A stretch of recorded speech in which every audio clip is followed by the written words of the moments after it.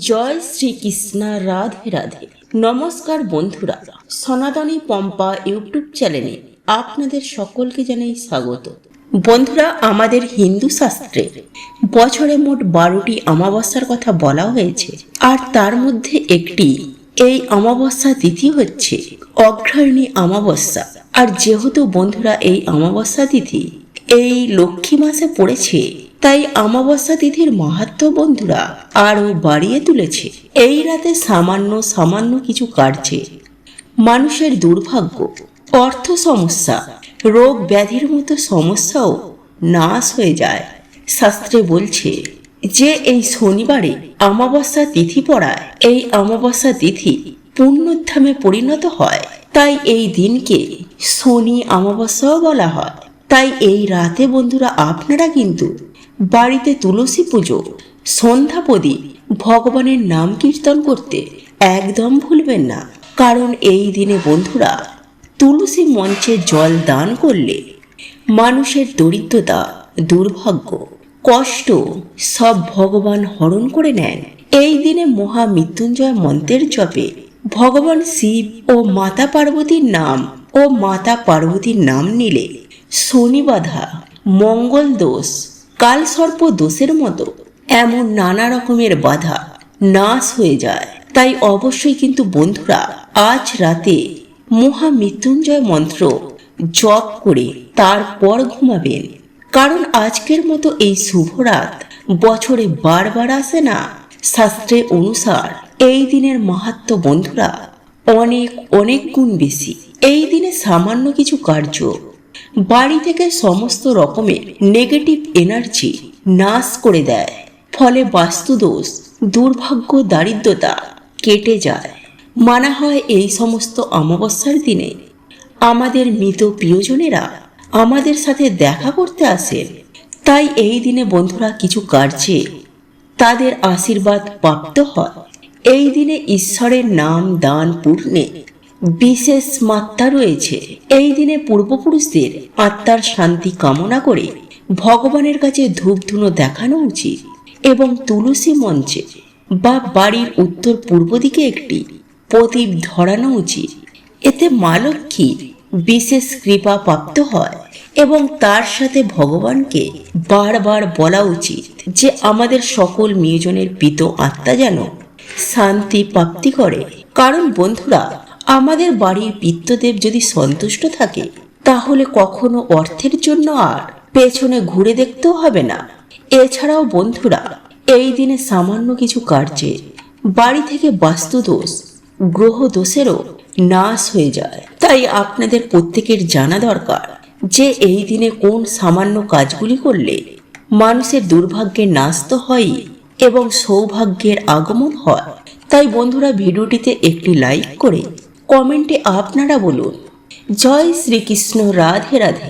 বন্ধুরা এই দিনে আপনারা সকাল সকাল ঘুম থেকে ওঠার চেষ্টা করবেন এবং সকালে ঘুম থেকে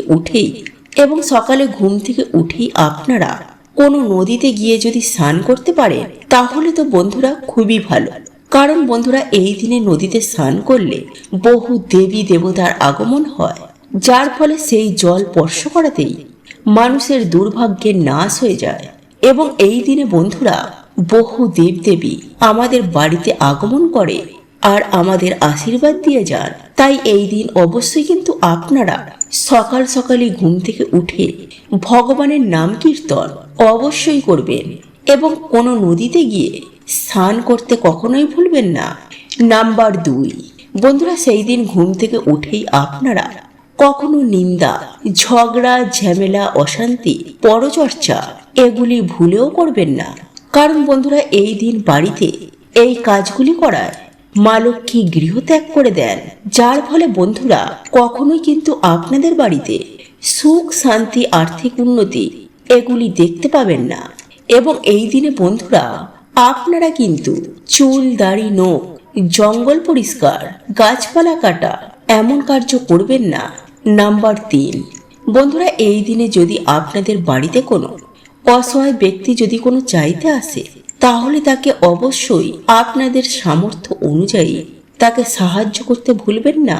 কারণ বন্ধুরা শাস্ত্রে বলছে যদি এই দিন আমরা কিছু দান করতে পারি, তো বন্ধুরা এতে আমাদের বহুগুণ দুর্ভাগ্যে সেই দিন নাশ হয়ে যায়। এছাড়াও বন্ধুরা অন্যের সেবায় ঈশ্বর খুবই প্রসন্ন হন।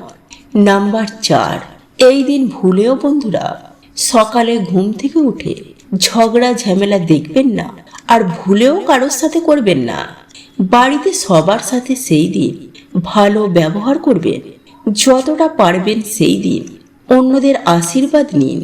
নাম্বার 5, যদি বন্ধুরা আপনারা ব্যবসা করেন বা আপনাদের আর্থিক উন্নতি করতে চান, তো অবশ্যই সেই দিন মা লক্ষ্মী ও শ্রী গণেশের পুজো আরাধনা করতে ভুলবেন না। নাম্বার 6, বন্ধুরা এই শুভ দিনে কোনো রকম পোড়া জাতীয় খাবার খাবেন না। এছাড়াও পারলে এই দিন আমিষ জাতীয় খাবার বা কোনো রকমের নেশা ভান থেকে বন্ধুরা দূরে থাকবেন। কারণ সেই দিন যদি বন্ধুরা বাড়িতে বা আপনার জীবনে পজিটিভ এনার্জির আগমন চান, তাহলে অবশ্যই এই খাবার থেকে সেই দিন দূরে থাকবেন এবং পারলে সেই দিন নিরামিষ আহার বা পুজোর ভোগ গ্রহণ করবেন।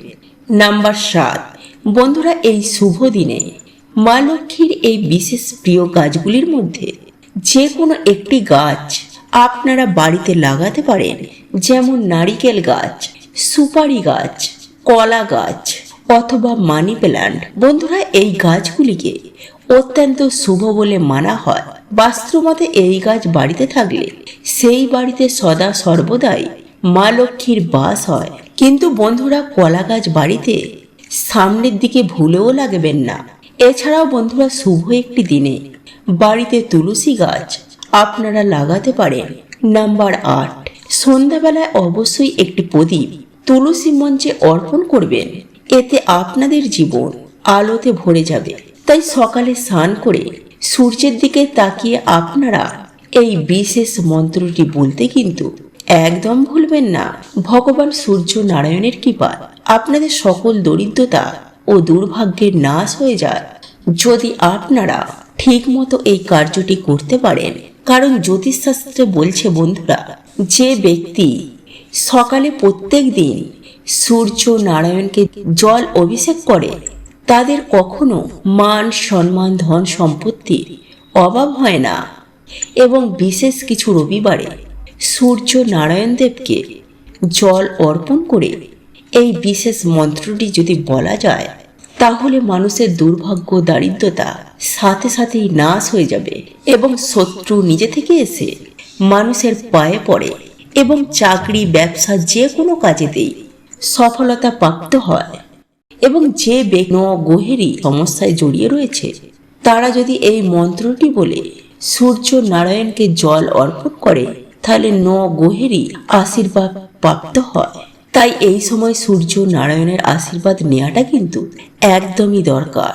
তাই আপনারা কালকের দিনে বিশেষ প্রক্রিয়াটি করতে একদম ভুলবেন না। এবং যারা পারবেন তারা অবশ্যই নতুন বছর আসার আগে অবধি প্রত্যেক দিন সূর্যদেবকে জল অর্পণ করে এই মন্ত্রটি অবশ্যই বলুন। এতে বন্ধুরা আপনারা নিজেরাই দেখবেন যে কি চমৎকারটাই আপনাদের সাথে ঘটেছে। তাই ভিডিওটি কিন্তু বন্ধুরা আপনারা অবশ্যই পুরো দেখুন এবং ভিডিওটি একটি লাইক করে কমেন্টে হর হর মহাদেব ও জয় শ্রীকৃষ্ণ রাধে রাধে অবশ্যই লিখুন। বন্ধুরা এই সৃষ্টিতে পঞ্চদেবের মধ্যে একজন হচ্ছেন আমাদের সূর্য নারায়ণ দেব। এই সৃষ্টির প্রথম দিন থেকে তিনি রয়েছেন এবং সৃষ্টির অন্তিম দিন পর্যন্ত তিনি থাকবেন। তাই বন্ধুরা সৃষ্টির শুরুতেই ভগবান শ্রীকৃষ্ণ সূর্য নারায়ণ দেবকে গীতা জ্ঞান শুনিয়েছিলেন এবং তার দিব্যরূপে দর্শন করিয়েছিলেন। সেই থেকেই বন্ধুরা সূর্য নারায়ণ দেব আমাদের তাপ ও তার কৃপা প্রদান করেন। তিনি একমাত্র দেব যিনি প্রত্যেক দিন আমাদের দর্শন দেন।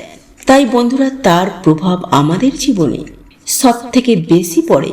তাই যদি বন্ধুরা আপনারা আর্থিক কষ্ট ভোগেন, যদি আপনাদের কিছুতেই উন্নতি না হয়, তো বন্ধুরা আপনারা এই বিশেষ দিনে ভগবান সূর্য নারায়ণ দেবকে স্মরণ করে স্নান করে আসার পর একটি ঘটিতে আপনারা কিছুটা কালো তিল এবং যে কোনো লাল ফুল দিয়ে একটি প্রদীপ জ্বালিয়ে প্রথমে ভগবান শ্রী গণেশকে স্মরণ করবেন।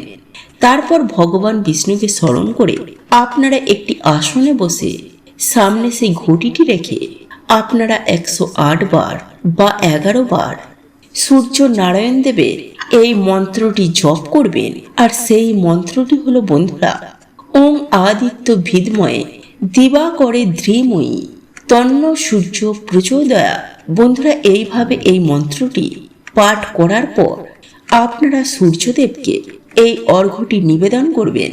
মানে সেই ঘটির জলটি আপনারা পূর্ব দিকে মুখ করে ভগবান সূর্য নারায়ণ দেবকে স্মরণ করে আপনাদের মনের বাসনা বলে ভগবানকে প্রণাম করে আপনারা এই জলটি অর্পণ করবেন। কিন্তু বন্ধুরা, এই জলের এক ফোঁটাও এসে আপনাদের পায়ে না পড়ে, এই সামান্য জিনিসটি বন্ধুরা আপনারা খেয়াল রাখবেন। বন্ধুরা, এই দিনে ভগবান শিব ও ভগবান বিষ্ণুর পুজো আরাধনায় এক বিশেষ ফল প্রাপ্তি হয়। তাই এই দিনে বন্ধুরা আপনারা অবশ্যই ভগবান শিব ও ভগবান বিষ্ণুর মন্ত্র জপ করতে একদম ভুলবেন না। তাই পারলে আপনারা আজকের রাতে মহামৃত্যুঞ্জয় মন্ত্র ও মহামন্ত্র অবশ্যই জপ করুন। নাম্বার 2, বন্ধুরা, লবণ আমাদের জীবনে একটি গুরুত্বপূর্ণ উপকরণ। খাবারে লবণ না হলে সেই খাবারের গুণমাত্রা একদমই কমে যায়। কারণ বন্ধুরা, সায়েন্স বলছে যে কোনো মানুষ লবণ ছাড়া বেশি দিন বাঁচতে পারে না। এছাড়াও জ্যোতিষশাস্ত্র অনুসার আমাদের স্পিরিচুয়াল জগতেও কিন্তু লবণের এক বিশেষ ভূমিকা রয়েছে। লবণ নেগেটিভ এনার্জিদের শোষণ করে নেয়। তাই এর জন্য বন্ধুরা বলা হয় যে কোনো শত্রুর বাড়ি থেকে বা কোনো পাপী ব্যক্তির বাড়ি থেকে লবণ কখনো নিতে নেই।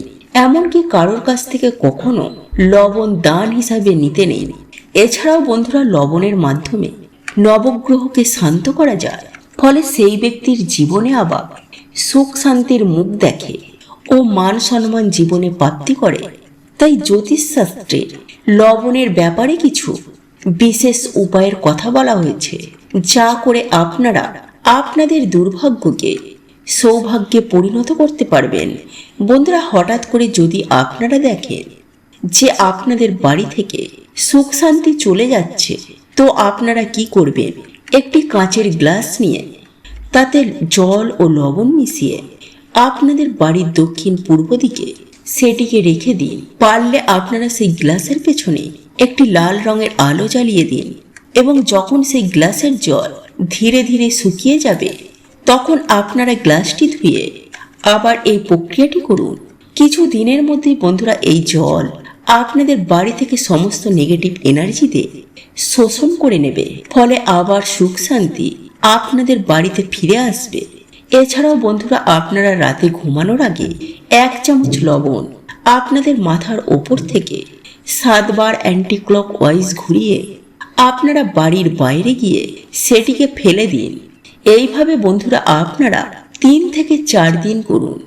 এছাড়াও রাতে ঘুমানোর আগে আপনারা 1 চামচ লবণ জলে মিশিয়ে ভালো করে হাত পা ধুয়ে তারপর ঘুমান।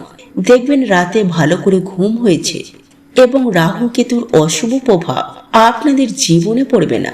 এছাড়াও যদি বন্ধুরা আপনাদের জীবনে কিছুতেই ঝগড়া ঝামেলা অশান্তি এগুলি কাটছে না, তাহলে বন্ধুরা আপনারা কি করবেন? কিছুটা সিন্ধুক লবণ একটি কাঁচের পাত্রের মধ্যে রেখে আপনাদের বাথরুমে রেখে দিন, অথবা একটি লাল কাপড়ের মধ্যে বেঁধে এই লবণ আপনারা আপনাদের মেন দরজার উপরে টাঙিয়ে দিন। দেখবেন কিছুদিনের মধ্যেই আপনারা আপনাদের বাড়িতে আবার সুখ শান্তি ফিরে এসেছে। কিন্তু বন্ধুরা, এই লবণ আপনারা সপ্তাহে সপ্তাহে চেঞ্জ করতে একদম ভুলবেন না। জয় শ্রীকৃষ্ণ, রাধে রাধে। বন্ধুরা, আজকের এই ভিডিওটি যদি আপনাদের পছন্দ হয়ে থাকে তাহলে ভিডিওটি লাইক করুন, কমেন্ট করুন এবং বন্ধুদের সাথে শেয়ার অবশ্যই করুন। মনে রাখবেন, আপনার একটি শেয়ার অনেক মানুষকে উপকৃত করতে পারে। আপনি যদি সনাতনী পম্পা ইউটিউব চ্যানেলে এখনো পর্যন্ত নতুন হয়ে থাকেন তাহলে চ্যানেলটি অবশ্যই সাবস্ক্রাইব করবেন এবং পাশে থাকা নোটিফিকেশন বেল আইকনটি ক্লিক করবেন। এইরূপ নিত্য নতুন ভিডিও সবার আগে দেখার জন্য ঈশ্বর আপনার মঙ্গল করুন। আপনি সুস্থ থাকুন, ভালো থাকুন।